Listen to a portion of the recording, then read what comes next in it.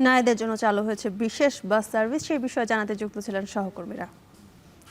বগুড়ায় উদ্বোধন হলো নারীদের জন্য বিশেষ বাস সার্ভিস। সকালে বগুড়া বিআরটিসি বাস ডিপোতে এই সার্ভিসের উদ্বোধন করেন বগুড়া ৬ আসনের সংসদ সদস্য রেজাউল করিম বাদশা। বগুড়ার শেরপুর থেকে মাটিঢালি এবং বনানী থেকে মোকামতলা, এই দুটি রুটে গোলাপি রঙের দুটি বাস নিয়মিত চলাচল করবে। বাস চালক এবং সহকারী সহ নারীদের দ্বারা চালিত এই বাসে শুধু নারীরাই যাত্রী হিসেবে চলাচল করবে। এতে নারীরা স্বচ্ছন্দে চলাফেরা করতে পারবে বলে আশাবাদী সংশ্লিষ্টরা।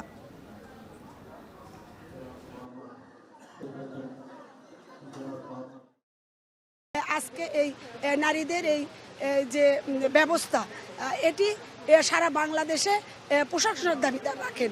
বাংলাদেশের প্রথম বিআরটিসি মহিলা বাস সার্ভিস চালু করতেছে, এটা হচ্ছে অন্যরকম একটা ফিলিংস।